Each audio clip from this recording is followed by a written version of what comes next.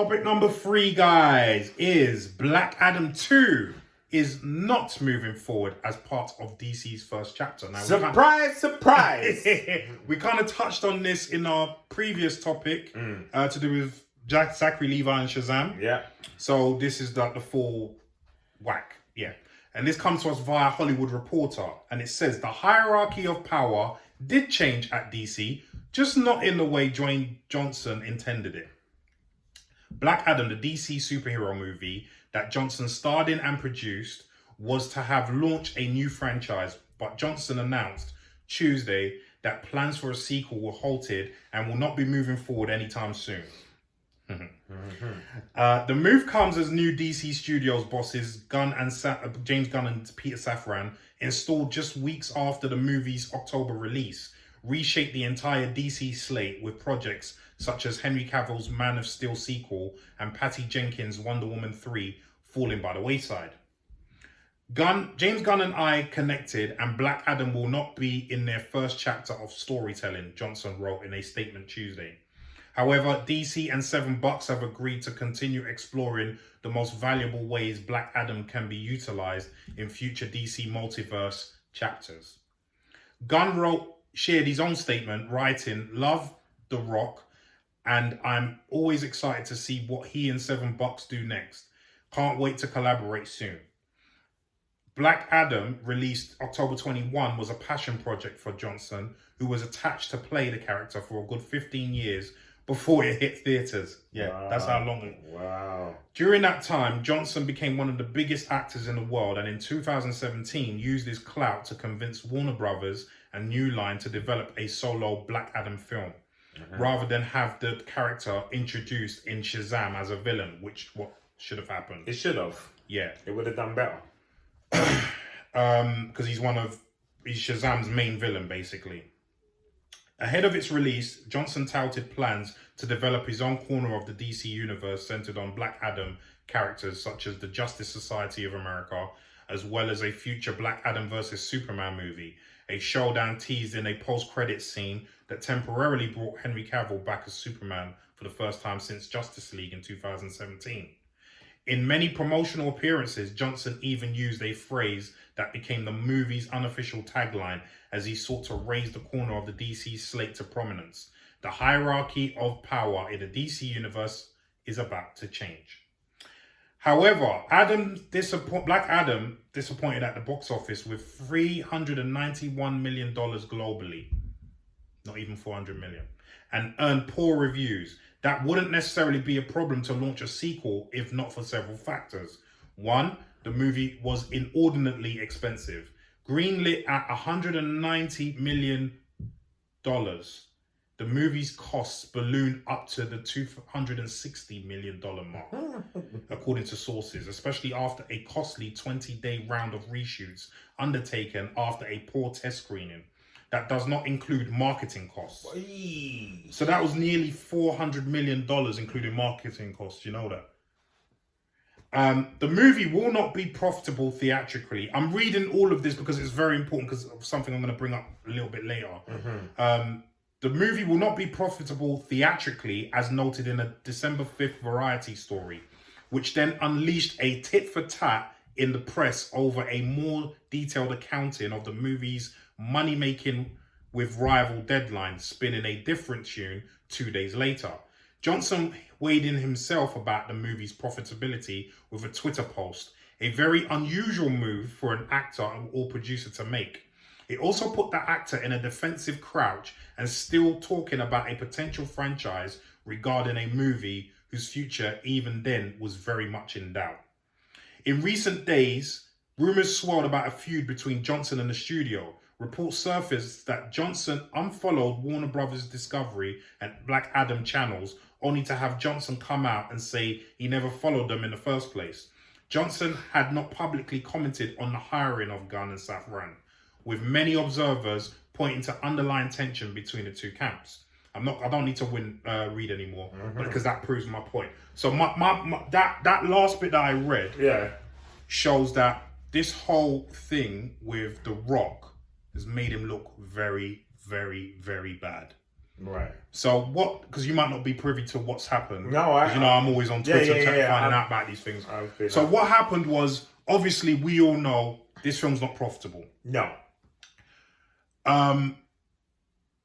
Dwayne Johnson got on Twitter after that and said, no, this film is profitable to the tune of $52 to $72 million, and then brought out a detailed account sheet of how it's profitable. Now, yeah. First of all, as this article said, that's very unusual for an actor and producer to do. Yeah. That's not the public's business. Yeah. Like, if the public is saying one thing, okay, let them believe what they want, innit? Yeah. Even if it is profitable. Yeah. Right? But that shows that he was butthurt. Yeah. Very butthurt. Yeah, he was sore, mate. Right? Then he was checked on that. But it wouldn't take a genius. Anyone that knows anything about the movie, we knew that film wasn't profitable. As soon as we heard what the budget was, we knew that film's not going to be profitable. Yep. Do you know what I mean? That film had to make literally $800 million to earn a profit. Yeah. To break even $600 million. Didn't get close. Yeah. Right? So the fact that The Rock went to those lengths to basically, and I hate to say it because I love The Rock, but to lie. Yeah. Didn't sit well with a lot of fans. No. And showed how desperate he was to get into the DC universe. Yeah.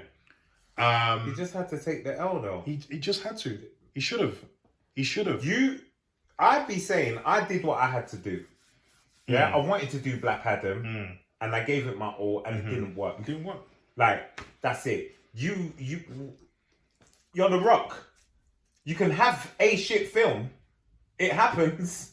It can happen to anyone. So it is what it is. The stars never aligned this time, I'm afraid. And what should have brought in Kevin Hart. It might work. Because what people need to understand is, we say this a lot, me and you. The days of a bankable movie star, those days are long gone. Yeah. Those days are long gone. Yes, you might have a star who makes a lot of money and can bring certain bums to seats. Yeah. But it's not that anymore. It's not that anymore. And the film has to be good. People make the argument that Tom Cruise is still a bankable star because of what happened with Maverick. I've actually seen Maverick now. Because remember, have you seen it? I've seen it now. It's a very good film. It's a great film. It's a very good film. They captured nostalgia and everything perfectly. Right. It wasn't his award-winning performance that did it. It was the story. The story was excellent. Yes. Right. And the execution was excellent. Yes. That's why that film, it wasn't because of Tom Cruise. No. Mainly, it wasn't. No. So, this is my argument that people, because obviously that's why they made Black Adam. They, as the article said, it would have shoehorned Black Adam in with a Shazam film. Because he's Shazam's main villain. Yeah. Right? Because he's got the same power set.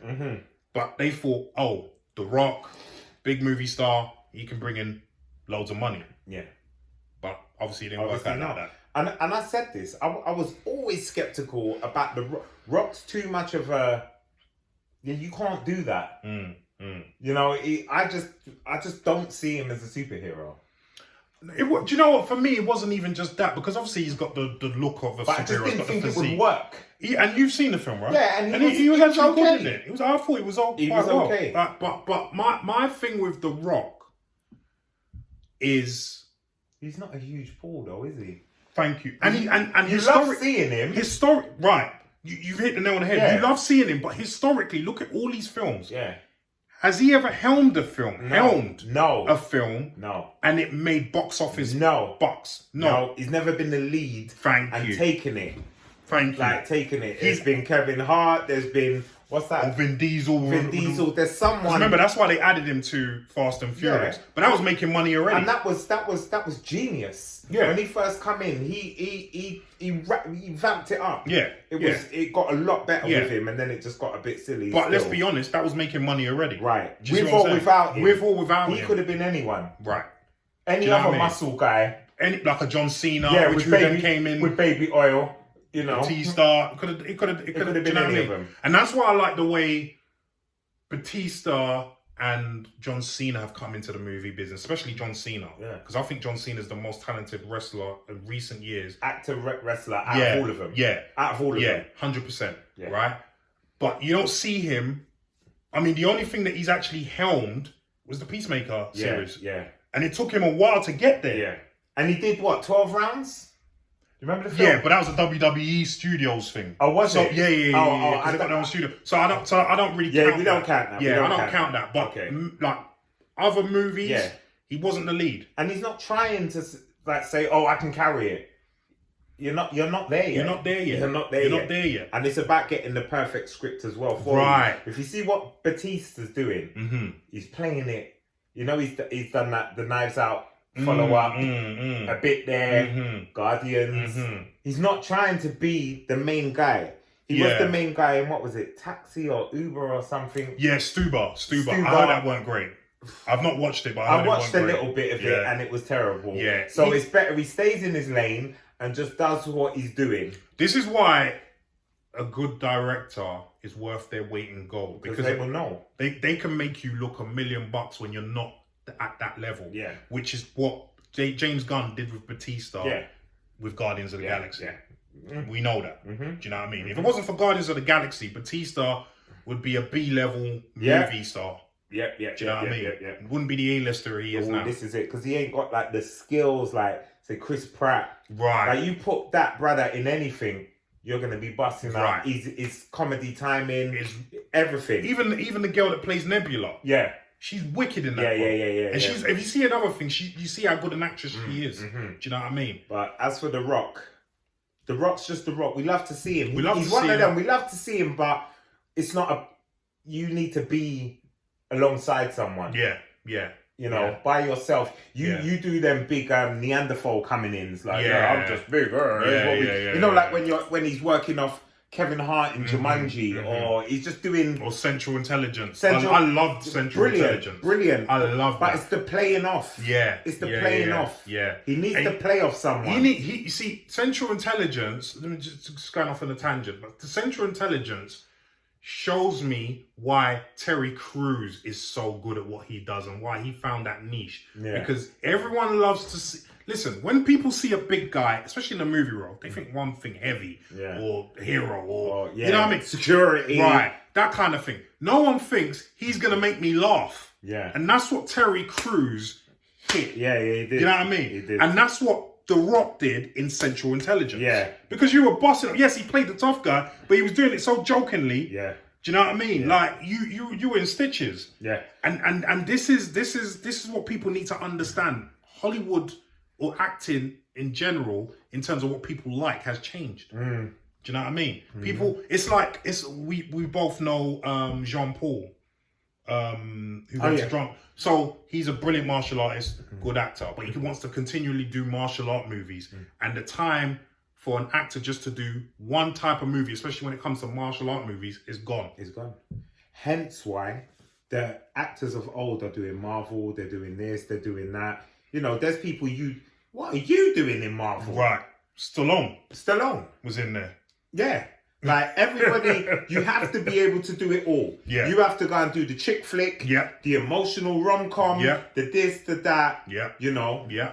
100%. You got to do it all. 100%. You got to do it all. Yeah. You can't, there's not one niche. Like, it's not like that. Back in the day, Arnie was always, you know, Sylvester Stallone was always, doesn't work like that no more. And you can see they've kind of in a lot later years, especially with Arnie, deviated from that.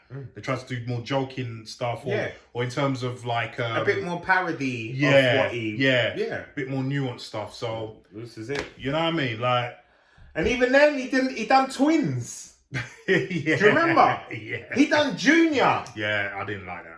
I hated all of it, but I love Twins. Twins was brilliant. Danny DeVito. But the point is, even in his heyday, when he was like Conan the Barbarian, Terminator 2, man's still coming up with Twins. Yeah.